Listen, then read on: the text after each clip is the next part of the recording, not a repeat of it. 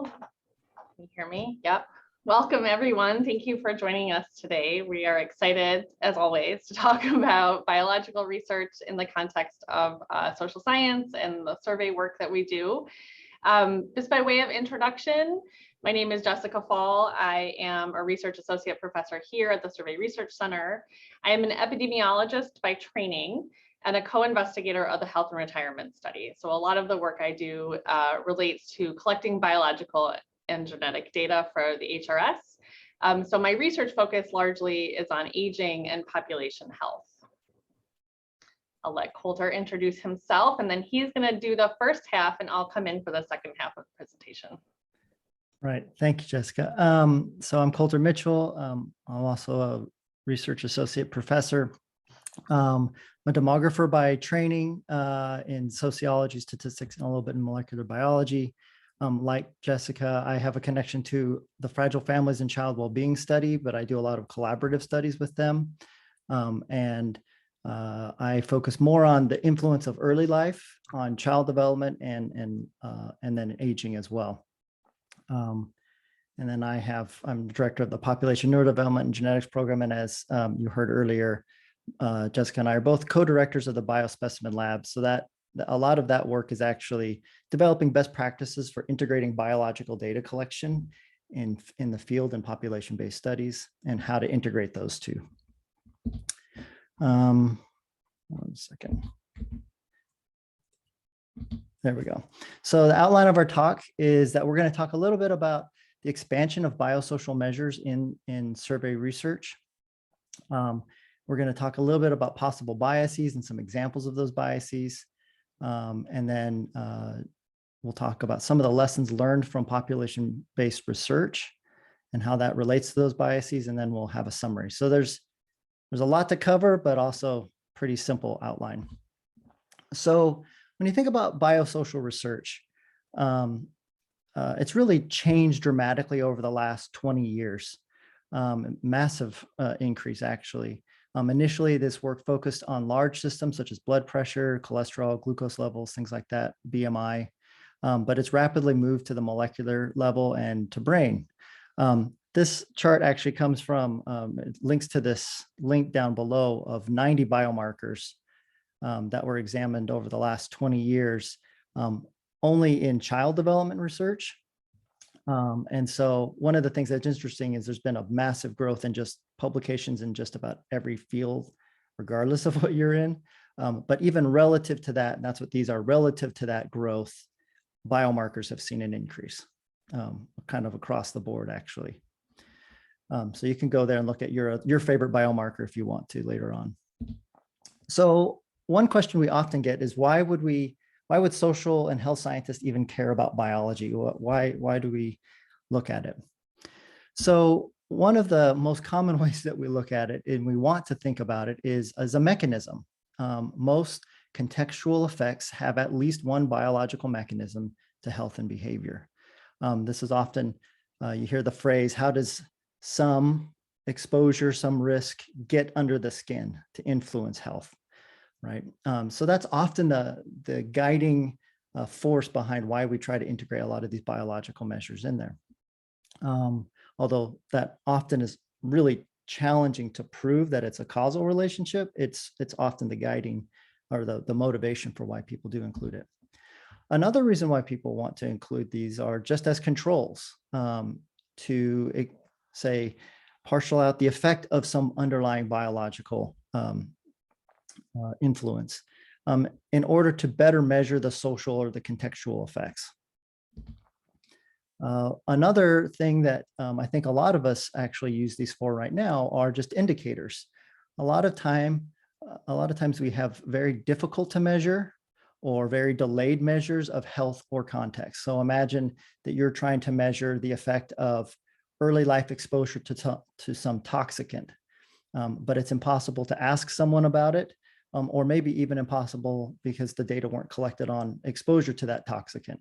But if you can find it somehow, some indicator of it within the body, then you can recreate that exposure.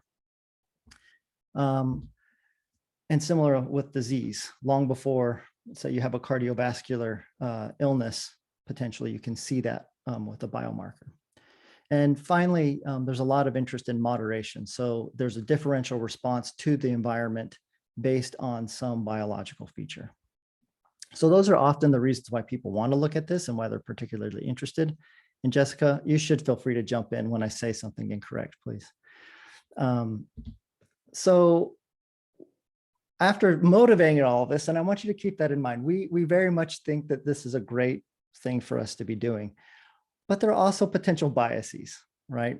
Biological data, exactly like our survey data, is susceptible to biases that by protocols of recruitment and measurement and analysis.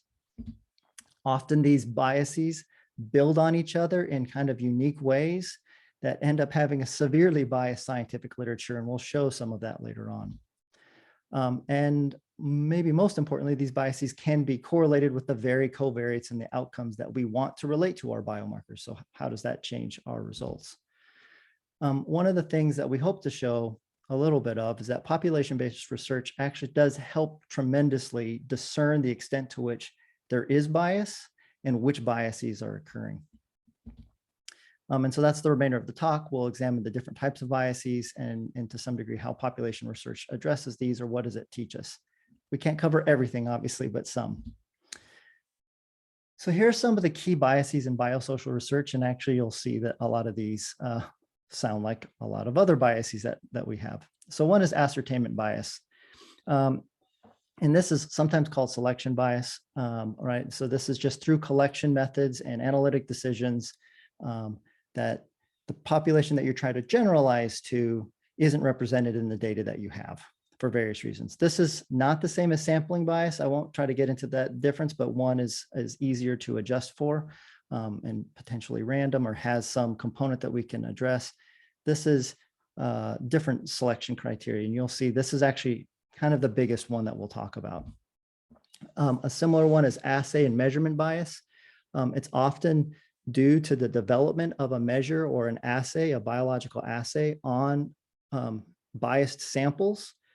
And you can see that with, so we'll talk about that with genetics, for example. Another one is cultural bias. And this is that inability to examine experiences of poorly represented groups. So, you know, there's actually several different versions of this that you can imagine, but like early literature, for example, linking the effect of income on brain development. We couldn't actually examine the effect of poverty on brain development because most of the studies were in fact of middle income or upper income populations. Another one is algorithm bias, and that's when a predictive algorithm is developed on a bias sample, and those biases are mirrored in the algorithm. So a very popular one that I think you've probably seen in the media is facial recognition. So facial recognition algorithms are trained on lighter skin populations, and that results in difficulty in trying to actually function and do facial recognition in darker skin populations. Pretty simple. But again, we'll talk about that. And another set that we're kind of grouping together are anchor bias, which is really that the first piece of information that you have, you rely too heavily on that information. Status quo bias and confirmation bias. All of these types of biases essentially privilege either that first one or what has already existed. And that ends up resulting in pretty biased publication or literatures and funding inequalities. Okay, so let's talk about ascertainment bias a little bit more. So whose biological data do we have? And I should just be clear, it's not to say, for example, that these studies are bad because they don't represent the population we have. It's just that they're not generalizable, and we have to recognize that they're not generalizable in the same way that, for example, when we do experiments on economics undergraduates or psychology graduate students or something like that, they could be internally valid, but they may not be generalizable. Okay, so let's talk a little bit about whose biological data we have. Not unlike a lot of science, it's biased. So in psychology and other social sciences, they talk about it primarily being Western, educated, industrialized, rich, and democratic populations or weird populations.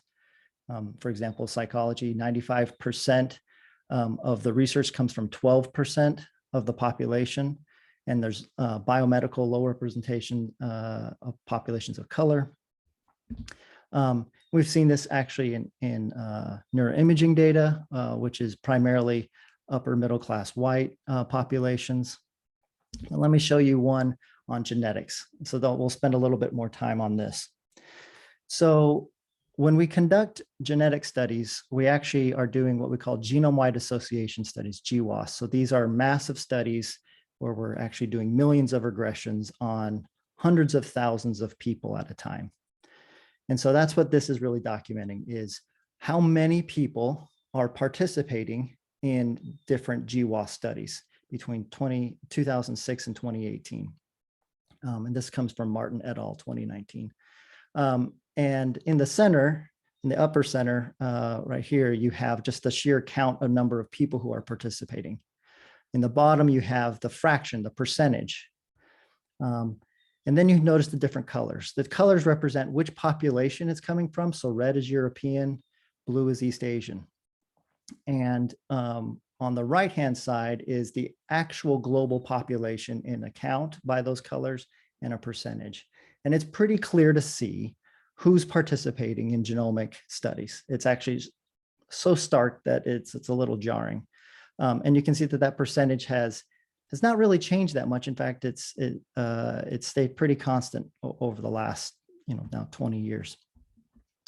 So that's who we have for genetic data. And I mentioned we kind of have that with a lot of other data sets too. Another one is epigenetic data.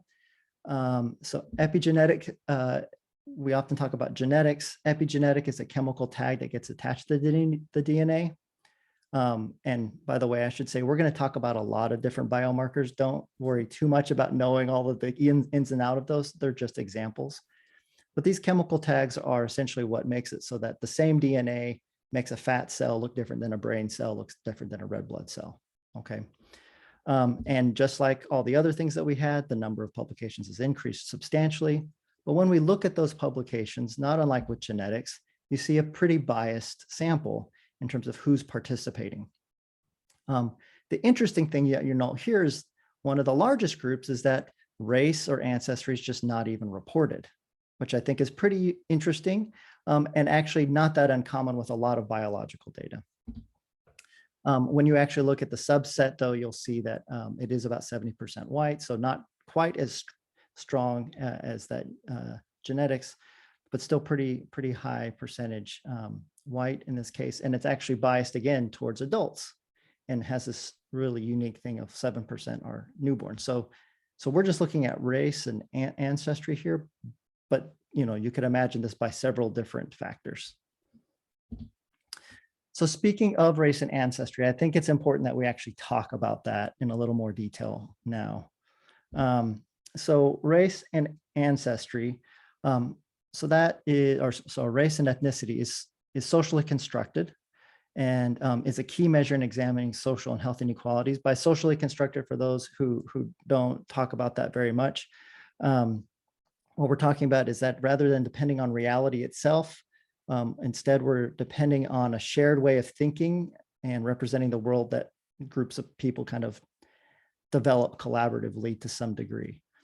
So that's race and ethnicity, which again, social sciences use a lot, health inequality research uses a lot. Ancestry is different, and it's important that those are distinguished. Ancestry is a variation in genetic architecture between populations, and it's used primarily in genomic analyses, although I'll point out that it also gets used in a lot of biological research, even if it's not genetic. And actually, these variations result from many generations of demographic processes, migration, fertility, mortality, all of which are to some degree under or have been under social control. The other thing to keep in mind for all of these things that we talk about whenever we talk about genetic variation does not necessarily mean it's a causal effect on biology and health. A key thing to know about ancestry is that the number and homogeneity of ancestors is very different by race and ethnicity. So let me tell you what we're talking about. When we're talking about genetic data, a lot of times we try to look at, we take the principal components of raw genetic data. And so here you have PC1 on the x-axis and PC2 on the y-axis. And if you have very genetically homogeneous populations, they cluster pretty nicely. So you have a European or European American up in the upper right-hand corner. African American is in green. African populations from Africa are the black and the light blue. And you can see a different mix of fairly tightly clustered, except for you can see the blue, which is Mexican American, pretty tightly clustered groups. So that is when we have kind of this, again, homogeneous genetic study. That is really what genetic research was developed on, was this. Now, if we take that same outline of PC1, PC2, and we overlay the health and retirement study and how they might think of themselves and report. So this is 15,000 unrelated participants with DNA. It's again color-coded by self-reported race. What you see is that it doesn't really cluster at all in the same way, right? It's far more continuous. And I know Jessica will talk a little bit more about this. But again, this is the population that we're actually dealing with, not the tightly clustered genetically similar one, right? So how do we actually do this work when the research is actually developed on these more homogeneous groups? And it's a challenge.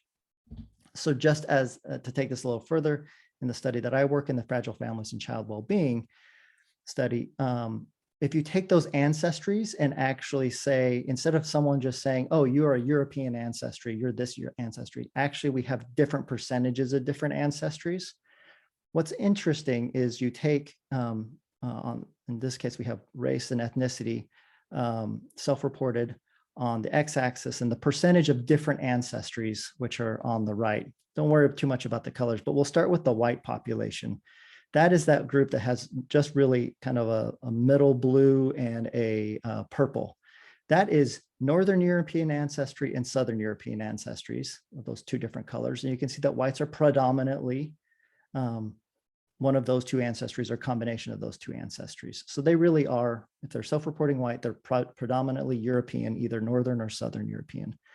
But if you go to someone who self-reports as Black or African American, there's actually a pretty good mix of that darker blue, which is it's an African ancestry, and some there's a couple different African ancestries and some European ancestry mixed in there. And then if you go to self-reported Hispanic or Latinx, you can see that that has a big mixture of different ancestries. So when someone says race and ancestry are highly correlated or are the same thing, you might be able to make that argument for self-reported white sometimes. It's much harder to make that argument for Black or Hispanic, but that's really the work that we have to do in our big population-based studies is dealing with these kind of admixtures of different populations, which we're not really equipped to do. And in fact, even if you were to take Europe and take they have to have lived in Europe for 3 generations. This is how tightly correlated genetics are to where you are living or where you're from. 3 generations in Europe, you take their genetics, you can see that it actually, the principal component 1 and 2 separate out into literally the countries that and the locations of where they are in Europe. So again, there's a little bit of ascertainment bias here. Obviously, that's a big part of what we're talking about in genetics, but actually in all the biological data. Again, if you think about assays at this point, when we first started doing works on genetics, it was mostly on European ancestries. So the things that we discovered, the variants, the genetic variants that we looked at were predominantly found in European ancestry. And of course, we can't study everything because we've only collected in a subset of populations. So how was this even justified? Again, the more homogeneous the population, the more statistical power there is to test associations. And when we're doing GWAS, like I was describing before, we're talking about millions of tests needed to do this genetic discovery. So you want a very homogeneous population, but that has the problem of then kind of eliminating lots of other groups. There's also just this general assumption across biology that we assume that it translates across groups because the biological variance between groups is typically smaller than within groups. So as an example, 99% of the human DNA is the same, right? So why would it be different? And it's a nice idea, but again, it's this thing that things are correlated in ways that are unanticipated. And that's that ascertainment bias. Another common thing we hear is a brain is a brain. It doesn't matter where it comes from, or a gene is a gene. And that to some degree is true, but there's so many variables that end up being correlated in different ways that it's not really generalizable. And then we wouldn't, of course, we have to acknowledge there is some ethnocentrism, even if unintended, and quite a bit of funding inequality when it comes to this. So just briefly, I'm going to talk a little bit about algorithm bias. So let me use, again, since we've been talking about genetics, we'll use those discovery genome-wide association studies. So if you take those and you get, again, these are hundreds of thousands of people, and you get kind of the genetic profile of some disease, right? So what are the genetic variants most correlated with that? You can actually create individual level scores for each person in your data set that predicts, based on that GWAS, what the likelihood that they're going to have that disease is, right? So that's an individual level profile of the probability or something like that of that disease or that outcome, that trait.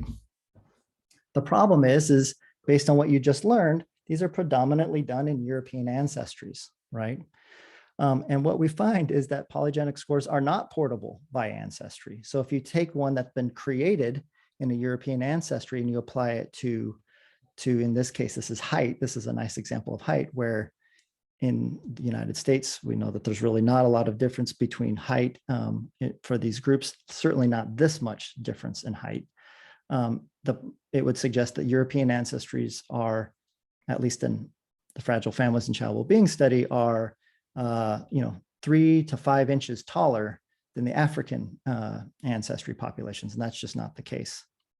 So it's not portable by that, by Ancestry, but actually it's not even just that. And that's kind of the key thing is people want to focus very quickly on Ancestry, but there's a really nice paper that came out this year that showed that even if you develop it in men or women, or if you separate out and you do a GWAS by different age quartiles or by adult SES quartile, that selection and having that kind of ascertainment bias or that selection bias, and you do a GWAS on that and then you try to apply it, it really doesn't, it's not portable by any of these factors. In other words, the ascertainment bias always comes out into these scores. It always mirrors itself into these scores, which is problematic. And it means that you need population-based research to at least examine where they are biased and where they're not.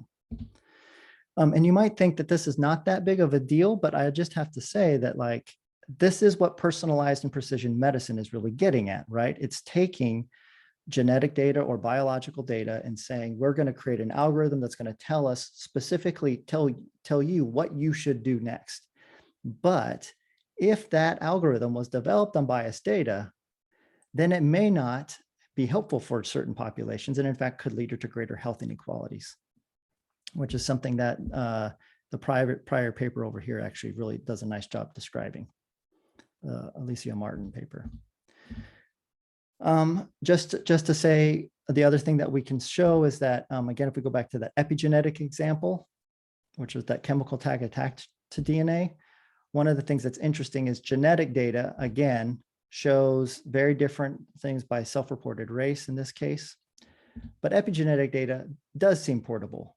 Those scores do seem roughly portable by race, and they combine in different ways. The point being, not all biomarkers respond similarly, and one of the things that we're working on is trying to find out which ones seem to be portable, at least by race or maybe by sex or SES or something else like that, and which ones are not. But again, it takes population-based studies to be able to do that. Finally, I'll talk a little bit about anchor bias. One example of this, so remember, anchor bias is that you think that you give too much weight to the first thing that you see. Hemoglobin A1C is a common blood-based test for kind of your 2-month blood sugar levels. and it's used to help diagnose and monitor diabetes. The first calibrations were conducted in primarily white clinical samples. Over the last, and that's where they set those calibrations, over the last 2 decades, the research in non-diabetes populations have shown that white populations have significantly lower HbA1c than Latinx, Black, and Asian populations, in part due to some genetic differences. So the cut points for diabetes and are actually too low for most populations other than white. And kind of related to that is that research literatures often prioritize, this is not diabetes at this point, but this is just in general, all of the literature that we have. Another example of anchor bias is that it prioritizes that first publication, even if it isn't generalizable. And then it's difficult to move past it. And in my own work, I've seen this with gene environment interactions where the first one gets published and people kind of say, nope, this is the one. If you're not showing the same gene environment interaction, it doesn't work. Saying the same thing with cortisol and the way the body responds to stress was developed in primarily white populations, and same with neuroimaging data. And then when we took it to other populations, we found strong evidence that cortisol and neuroimaging results didn't quite work the way that we thought that they did in all populations. Okay, I think with that, I now turn it over to Dr. Faul. Thank you. So Colter has talked a lot about all the ways that this can go wrong. I'm going to talk a little more about that, but also some ways that we can get this right. Next, please. So obviously, if we had a really good population-based study of every biomarker, we would be well situated.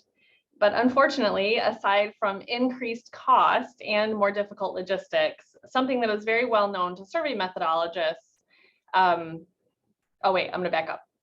Population-based studies. Many biosocial studies are clinical or community-based. They're volunteer samples. So this is what Colter was talking about with, the bias that comes from having the first set of literature based on non-representative samples. So obviously, representative samples or population-based sampling is needed to avoid some of these things, but it can have its own challenges.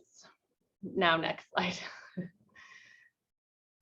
So again, one of the things that survey methodologists know very well is that even when you are targeting a representative sample, sample members at the beginning and at the end of a field period are different. So even in a well-designed study, you still have to pay attention to what's going on during your field period.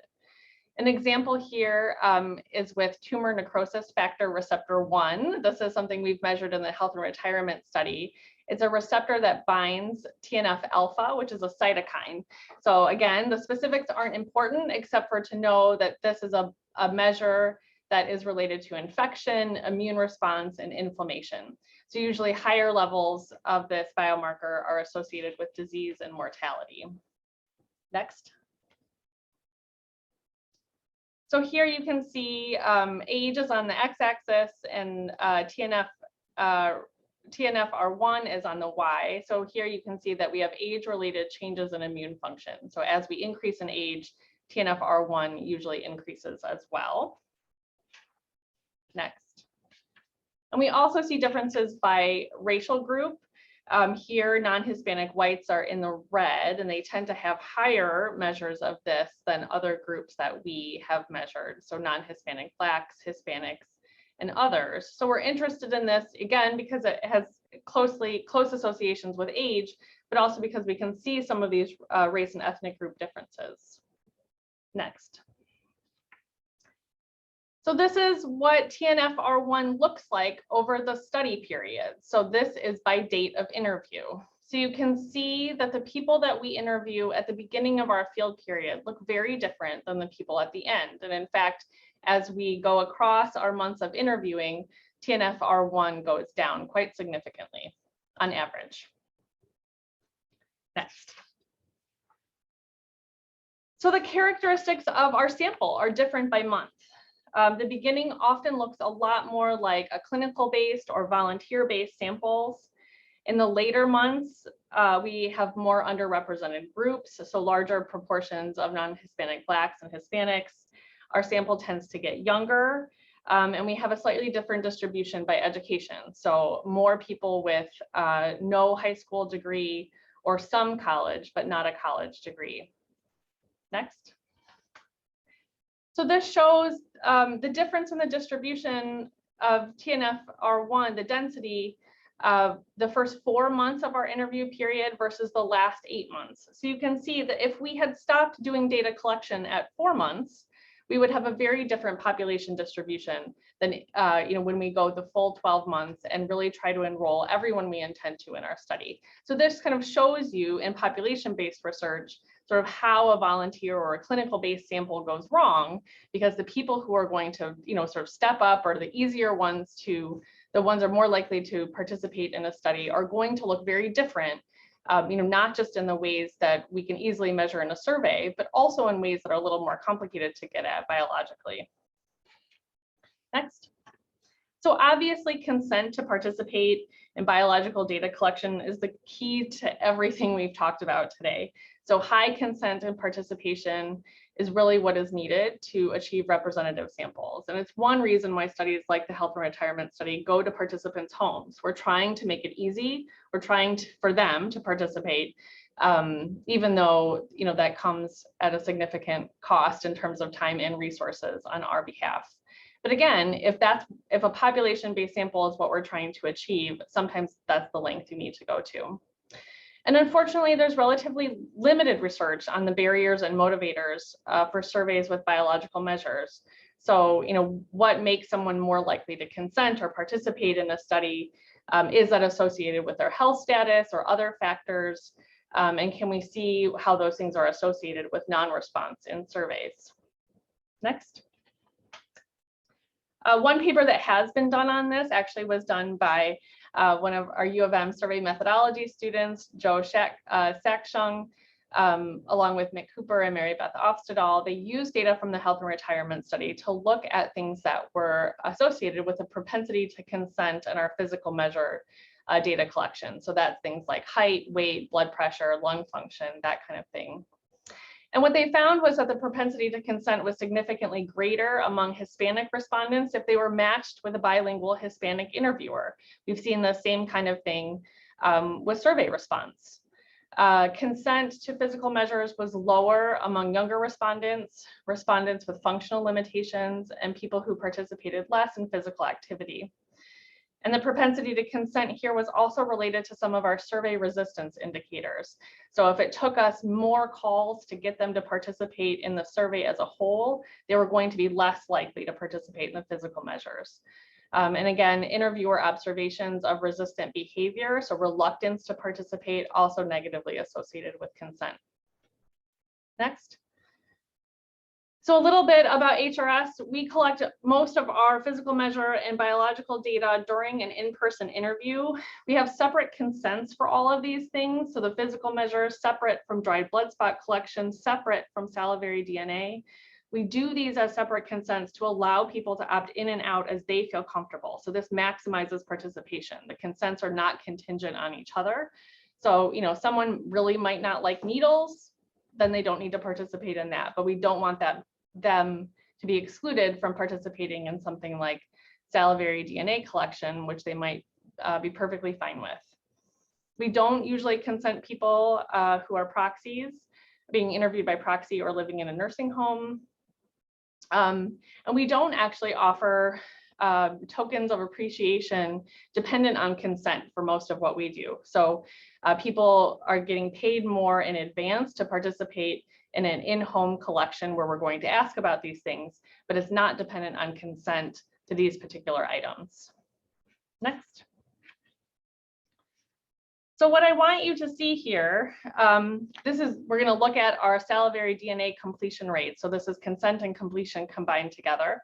And what I want you to see is overall how this goes for us. Go ahead. So this is the first time we've asked. So as you can see, we have pretty high consent rate across groups. So close to 80%, but definitely over 75% across our race, ethnic, and education groups. And then next. And this gets even higher the second time we ask. So one unique thing about HRS is because we're a longitudinal study, we have several opportunities to consent people to participate in these biological data collections. And what you can see is that our consent rates obviously are higher after the second ask, but it really helps us make up for some of the differences in consent by group that we might see at the first ask. So on average, we actually have 50% of people agree to participate in a biological data collection the second time we ask, who did not consent the first time. So that's a pretty big conversion rate. And we see that really across almost everything we do. It almost doesn't matter what it is. Medicare data linkages, salivary DNA collection, dry blood spots. Again, giving someone a chance to opt in for a second time often means you just catch them on a better day. They have a better understanding of your study, whatever it is. But the ability to ask multiple times improves your overall completion rates. And again, here for DNA, it's been especially helpful for our Black participants. I also want to use this slide to really dispel the notion that certain groups will not participate in biological research. We hear that a lot, and it's not to say that there isn't difference by groups, but as you can see, our initial consent rate here was over 75%. In large part, these are people who have never interviewed with us before. And I feel like sometimes that's often used as an excuse to not try or to justify lack of inclusion in the types of studies that Colter has shown. But here you can see we have quite a bit of evidence that really across different socio-demographic groups, we have high consent rates. Next. This is the same thing, but just sort of an aggregate over time. A lot of people say to me, oh, well, Jessica, this is a panel study. A lot of times, you've interviewed people for a long time, they trust you, that's why you have high consent rates. And that is true, but next. What I want you to see is the difference between the two dots in these circles. So the lower dot here, point represents the consent rate the first time we ask someone, the very first time we interview them. So you can see it's around 80%. Next. The second dot in those circles represents the first ask, but their first follow-up visit. So again, we see about a 5% difference in consent between the first ask among new respondents and first ask at the first follow-up wave. So here you have a pretty clear indication that there is an increase. The more familiar people are with you, with your study. And for us, that sits at about a 5% consent rate. But again, still achieving pretty high consent rates among first asks and new respondents. Next. This is our consent rate for dry blood spots. What I want you to see here is that this is something that we started in 2006, and we had about an 80% consent rate. And then again, over time, we've been able to achieve something closer to 90. This is something that we ask every 4 years of everyone in the study. Underneath here, there's a little bit of movement in terms of who is in our study, but really this increase, this 10% increase in dry blood spot consent is mostly from better interviewer training over time. So there really isn't a lot of reason why this number should be any different over time. And in fact, as we enroll newer cohorts, I would have expected it to go down somewhat, but we've really achieved a higher consent rate just because we got better at training people how to do it. They were better at presenting this opportunity, convincing people to participate, letting them know what benefits they would receive, really just being more comfortable with the protocol in general. I also want to say separately, in a study that Colter's study has done, the Fragile Families and Child Wellbeing study, they've examined DNA volume and concentration from salivary samples, and the concentration and volume is largely dependent on interviewers. So 50% of the variance in DNA concentration and volume are explained by interviewer effects. So the better trained your interviewers are, the more high quality sample you will get. Next. You've seen this slide before. Again, these are the principal components of the HRS sample. And so as we think about moving toward inclusivity, so we know that there are our goal is sort of to really reflect everyone in a population, like we have here. Next. But again, Colter mentioned that a lot of our genetic work is really based on subsamples that are much more homogeneous. So how do we reconcile this? How do we go from the old model to representing really everyone that we've included in our samples and worked hard to get? Next. And so actually just this month, it's a really big discussion item, sort of getting this piece right, becoming more inclusive, and really the move in genetics and actually in a lot of biosocial research is moving away from these categories and more toward a continuous view of ancestry and sociodemographic groups. And I think that genetics, but I also think that biosocial research in general is moving in this direction. So I expect to see a lot of methods and a lot of papers sort of reevaluated, really being largely more inclusive and less categorical in nature. Next.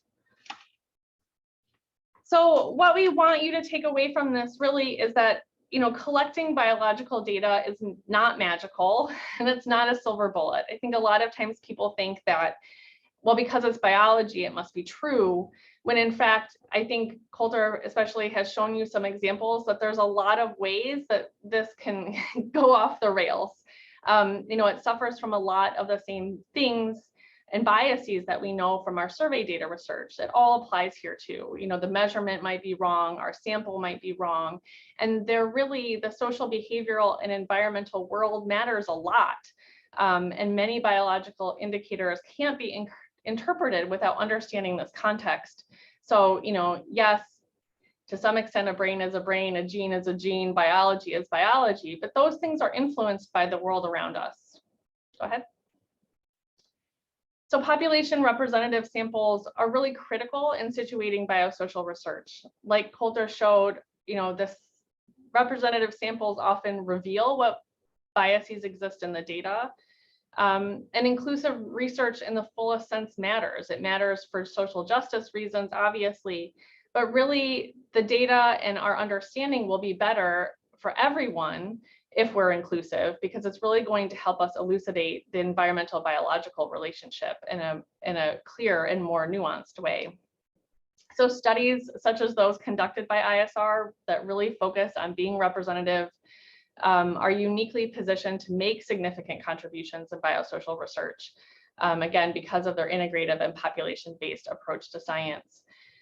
So Colter and I do a lot of biological research, but always our mantra is that social scientists have a lot to contribute to biosocial research.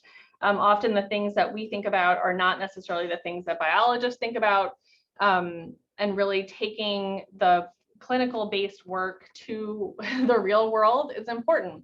Is really a significant and important next step. Go ahead. So we really encourage people who are interested in this to get trained up in this area, and there's a lot of opportunities to do that if you have a social science background. So obviously our shameless plug is we have a Genomics for Social Scientists course if you're interested in learning more about genomics and how to do work that's integrated in the genetic social science space. There's an NIA biomarker network that really works hard to understand best practices in terms of measurement and tries to get that right at a population level. Social Science Genetic Association Consortium does similar work. The Telomere Research Network is doing this, just focused mostly on telomere data analysis, collection and analysis. And then also the Summer Institute on Biological Approaches in the Social Sciences. Again, all really great resources and good ways to find out more about how to integrate biology and social science. I think that is it, and we are ready for questions. Okay, thank you, Jessica and Colter. That was terrific. If you have questions, maybe start off just by raising your hand.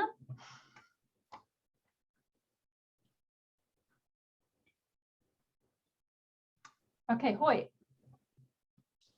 Thanks. This is a really informative presentation and on obviously a super important topic. I wonder, I think you discussed in generic terms and maybe give a few examples, but could you give maybe a couple more examples, maybe from your own experience, about the following question, which is that this is an area that I think a lot of outsiders perceive as radioactive you know, that you're liable to put your hand in something that and not know that it's, you know, the Geiger counter is ticking off the scale until after the fact. And I wonder if you have, you know, some more thoughts on that, particularly for, you know, some of the postdocs in the room that are interested in getting into this area.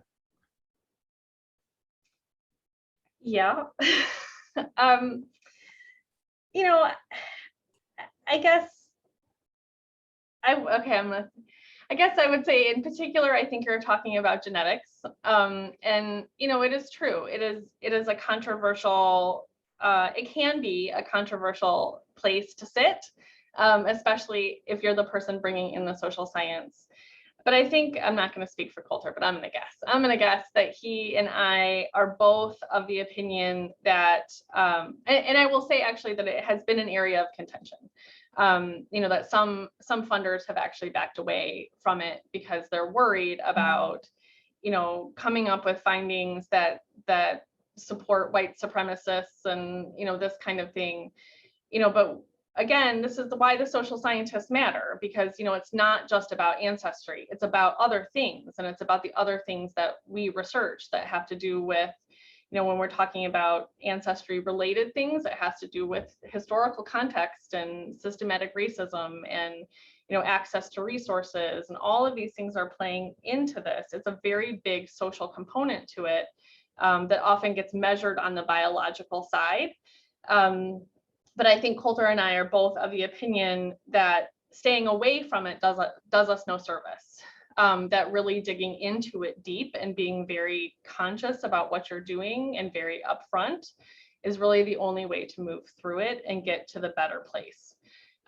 So, you know, we have long been proponents of, you know, a lot of that work that Colter showed, you know, people would say it only worked in European ancestry populations, but we made a commitment in our own publications every single time to report the results in every group we could, even if the sample size was small, even if we didn't get the same result, just to keep emphasizing that we needed more data. We needed more data, we needed bigger samples, we needed more people to focus on this because we didn't want it to get lost, and we didn't want this sort of confirmation bias to exist over and over again without anyone mentioning it. So I think there are ways that you can do it and be very upfront and aware, but it is true that every time we're asked to be interviewed for something related to genetics, the first question I usually have to ask is, well, who are you and what is your, you know, what is this project about? You know, because I think we've both been burned on that front before. But so maybe not for the faint of heart, but I think really important work for people with a social science background. It was a really long answer. I'll let Colter talk. No. I think you said everything I was going to say. The only thing I want to emphasize is, yeah, genetics is particularly challenging in part because it doesn't change, right? So because it doesn't change in someone's lifetime, like people, it seems like it's a great predictor, but it's also, you know, if you can't intervene on it in quite the same way, right? Whereas things that change, people feel a little bit more comfortable with for whatever reason. And so most of the rest of biology is more malleable in that sense. And people like the idea of saying like, oh, this changes in response to X or Y and then influences health. And so like there's a spectrum, but yeah, in terms of genetics in particular, everything Jessica said is what I would probably say too. But yeah, biomarkers more broadly, I think social scientists, I agree, they're actually still afraid of it for kind of the same thing. It's this idea that biology is potentially more real or better measured or, you know, something like that, when the reality is it's not. It's very similar to our own work, challenging and good. But yes, you know, we've shown you the dirty here, but you know, and it's true that, you know, biological measures are, you know, we're still figuring it out in a lot of ways, how best to measure some of these things, but that's true really of any field. I mean, I'm sure we don't measure, depression in the exact same way that we measured it in 1920, and we don't measure, a lot of childhood indices or parenting in the same way. All of our measurement evolves over time. It's just that it's true that some things on the biology side, we've thrown out 20 years of literature in one swoop occasionally when we've realized that we've really gotten it wrong. So that, for example, is the change we saw from really a candidate gene or sort of an individual gene focus to this genome-wide focus. So that happened. But, so you do have to have a sense of humor when like a decade of your work is now considered irrelevant. But again, I think the same thing exists really in any field, where it's an evolution. How do you do things better? How do you, get at things that are better measured across different groups or more nuanced or whatever it is? I mean, every field sees this too. Don't be scared just because it's biology.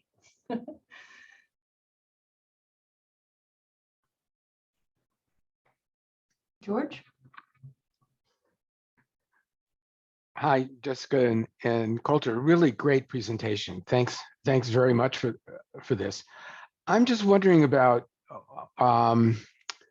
how you talk about these things with non-social scientists.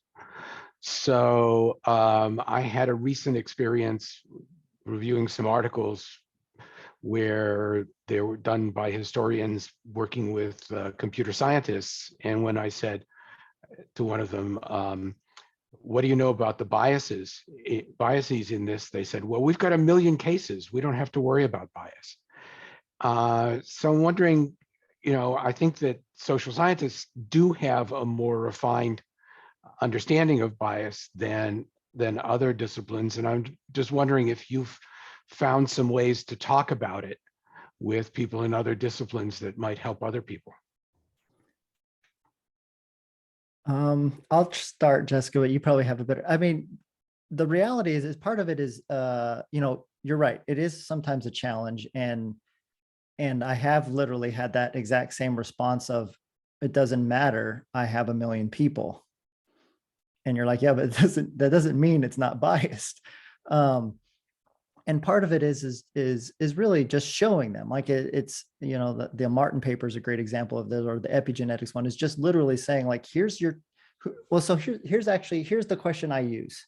This might be helpful, is I often ask when I'm in talks like that, surrounded by either neuroscientists, molecular biologists, whomever, I say, who do you think your research generalizes to?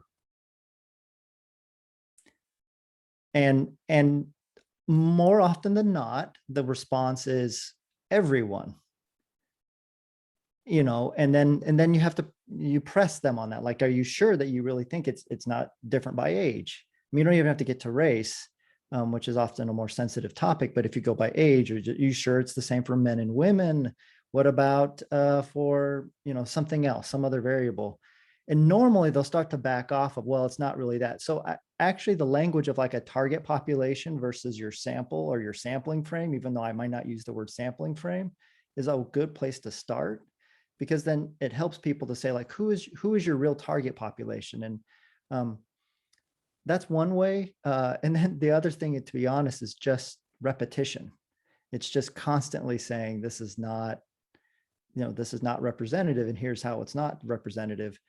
And it doesn't just all come out in the wash with a large sample size. And the fact of the matter is we have so many examples of this in the social sciences, and actually we have it in all the biological things too. It's just not as obvious. And I think the other thing, and this is my single biggest fear with all of this biosocial research, but this is true for social sciences, is that the researchers themselves acknowledge that their study is not representative. It gets published and no one actually pays attention to that detail, and suddenly it becomes a truth, right? And it just gets passed along as though it was representative.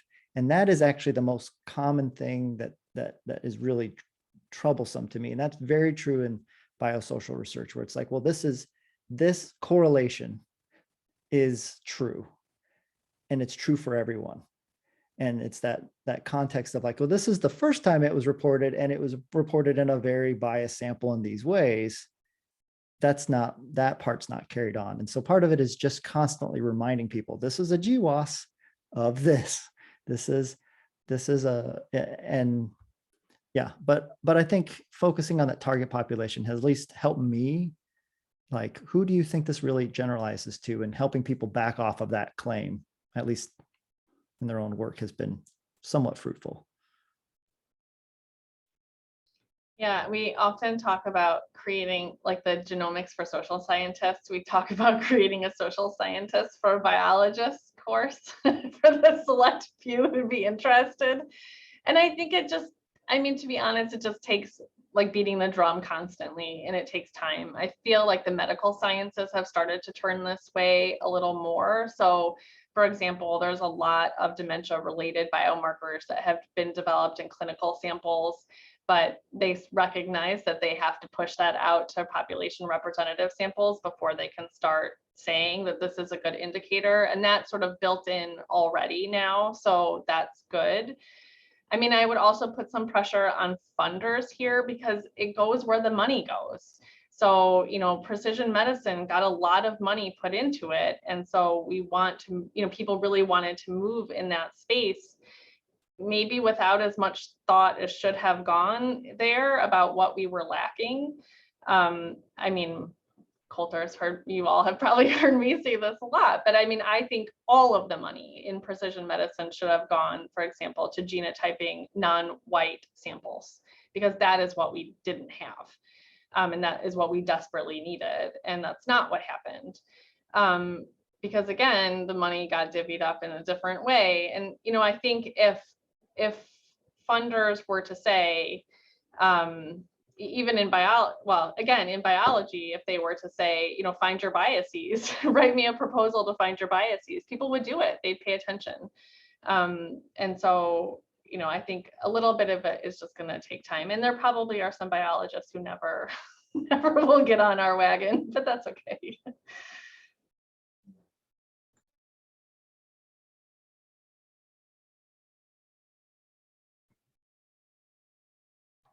If there are no other questions, I'll jump in. Well, I'll do a comment and a question. So the comment is just that I thought your slides about, you know, the biases inherent in the kind of data that have been collected, I think is really valuable for all kinds of, at least survey research, right? I mean, I think we've all seen in our own research that correlations that are present in one subpopulation may not hold for another. And that's the product of many things, about the meaning of the question in different contexts, the way that people interpret the response categories, as well as how the impact of social location moderates how social processes operate. So I think that was just a really useful generalizable lesson from your presentation. And I also was just really impressed by sort of putting together your slides, right? Sort of showing that kind of really continuous view of racial identities, and the fact that the way that data have been sort of collected on homogeneous populations doesn't fit with the actual, you know, racial composition of the population was really powerful.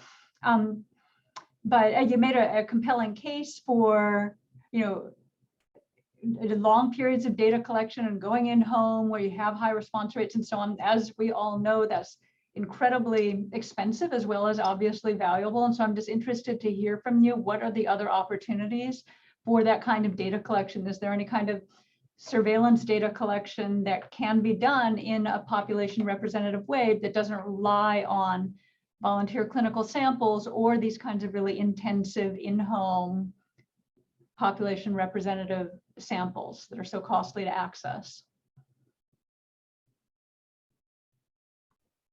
Yes. I mean, it's true. Not every sample can.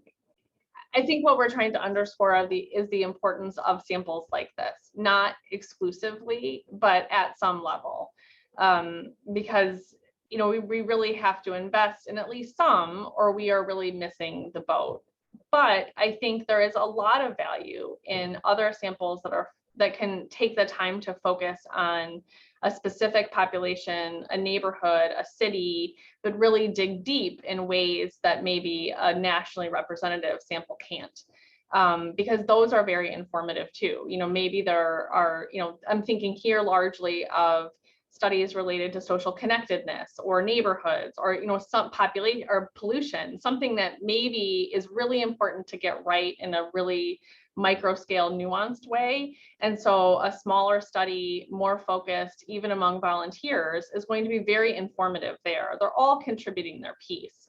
I think what we are trying to say is not every study has to be in home, not every study has to be longitudinal, but there is an important place for work like that, if we're going to understand this in a larger context.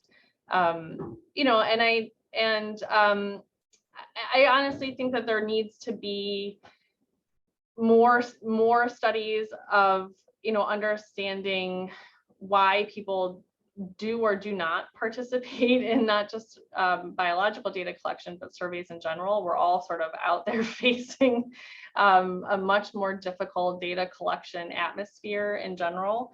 So really it's imperative that we start to turn that ship around, because it's getting harder to do the type of work that, here we're underscoring is really important. So again, not to say that way is the only way, but just saying it really in terms of understanding sort of something that we don't intuitively understand, like the distribution of tumor necrosis factor receptor 1 in the population-based surveys for something like that are really important.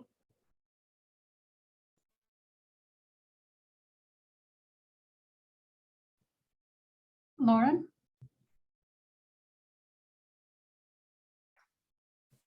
Hi, everyone. Thanks so much, Jessica and Colter. This was a really great talk. I have the privilege of talking about these things with you on a regular basis, but it's always nice to hear it.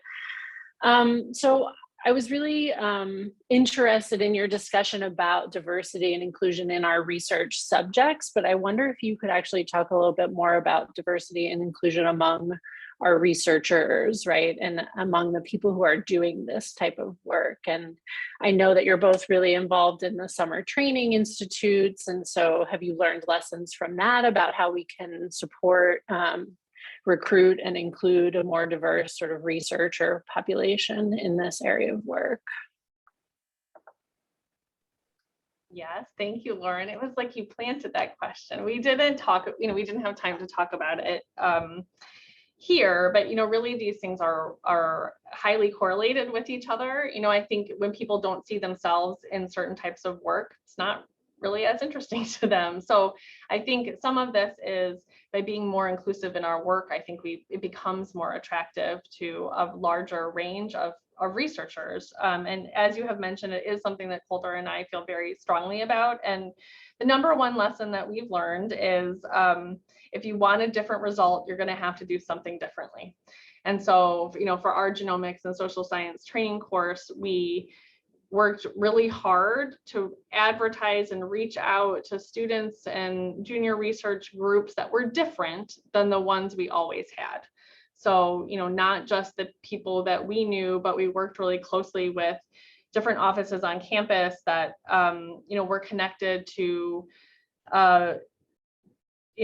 different student groups, different researcher groups, different professional groups. And we said, hey, who do you know? Who can we advertise through? What lists do you have? And we really pushed that hard. And so as a result, I would say that, I think it's about 36% of the applicants to our course come from underrepresented groups. And there, I don't just mean race and ethnicity, but I also mean schools that are not the big research schools or big funding recipients. And that was really important to us. So it's been largely a success, I think, because again, we tried really hard in our advertising and networking to do something different. And there's a huge interest, in the type of work we do. So, and so I think it's really just starting early and being really intentional about what you're doing and who you're trying to draw in training. And I agree. And Jessica, I think that's the first thing that I would say. I think the one quick follow-up to that I think is important to realize is not unlike this actually circles back to Hoyt's point, right? That this is, this can be, especially with genetics, a far riskier or a far more challenging space to be in sometimes, right? And so the people who can afford, who have the privilege essentially of being in these spaces, you know, who have maybe other resources or other research areas, I mean, that can be, it can be a challenge to try to attract people who are maybe potentially already feel like they're in a high risk environment by being in academia already, or being in the field that they're in already. So part of it is, you know, when you're on the cutting edge of a potentially risky or a potentially politically challenging area, you know, why do that part? Especially if, as Jessica was mentioning, there's this cultural bias, which is you might not be able to study the thing that you do want to study because it's so limited. You know, so you combine all of those different things. It's a challenge. It can be a challenge, and so I think part of it is we have to be better about recruitment, but also reducing the potential risks in some ways and making it a more equitable area to be in. If that makes sense. Because you don't, let me put it this way. Let me be a little bit more blunt. It is not easy sometimes to get tenure if you are doing biosocial research and half your publications are going to biosocial journals and not to your journal of, you know, your disciplinary journal, right? So not all departments feel the same way about that. So if I'm being blunt about it, then that's a key concern is if half my publications aren't really going to count, maybe I shouldn't do that. And I think that's an important thing to keep in mind. And some people have the ability to, you know, maybe have other areas of research that they can cover for that. So there are different ways of handling that too, but I think that's an important consideration. Peter. Hey, Colter, Jessica, it's great to hear from you both. Always, it's always a pleasure.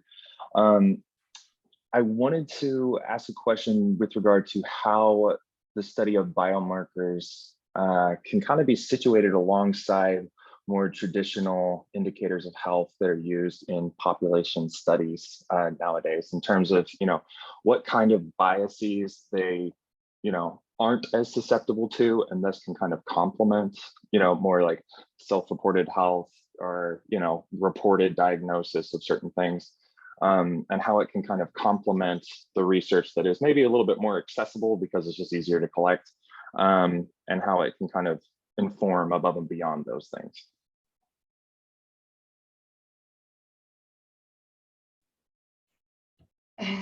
I guess I would say that in an ideal world, so all of the biases aside, you know, what's really helpful about it is it often can tell us something that the respondent may not know themselves, that they can't report on.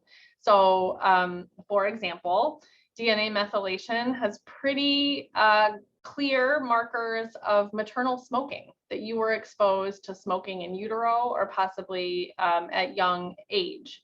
Now, that might not even be something you know about yourself or could accurately report to us. And that's going to be something that hopefully doesn't suffer from a lot of these ascertainment and algorithm biases. But so let's say that that's true, right? That's a really helpful thing for me to know if I'm interested in the effects of lifetime smoking behaviors, your own and others, on your health.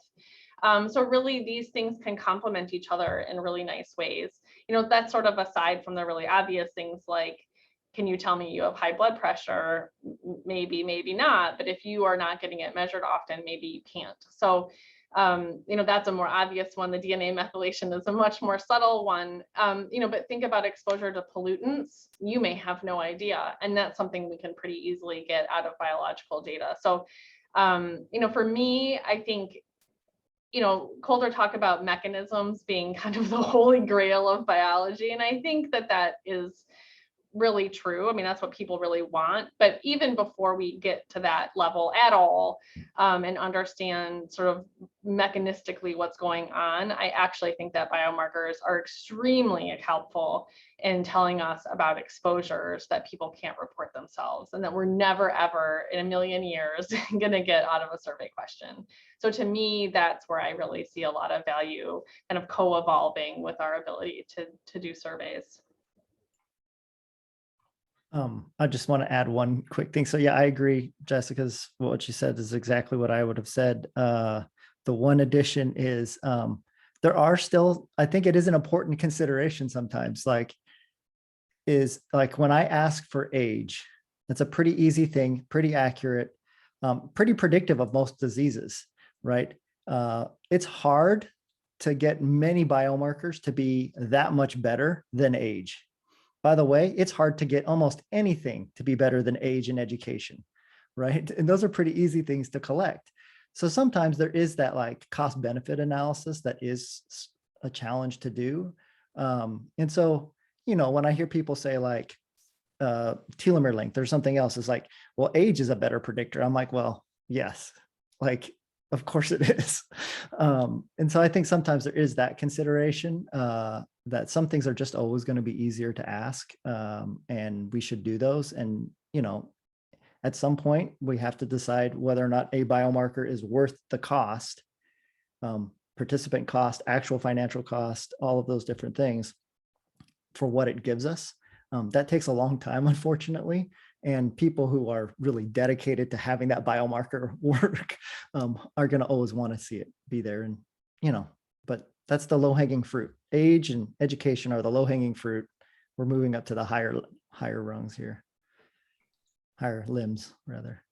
Yeah, just to follow up on that, like assuming you could overcome the kind of ascertainment bias that you mentioned earlier in the presentation, you could get those hard to reach populations included in your study. It seems like it would be a really meaningful way, like to collect biomarkers would be a really meaningful way to kind of overcome a lot of the selection that happens outside in the, you know, in the real world. Yes. Where, you know, people that are better positioned have more access to healthcare unless they know more about their health. Right.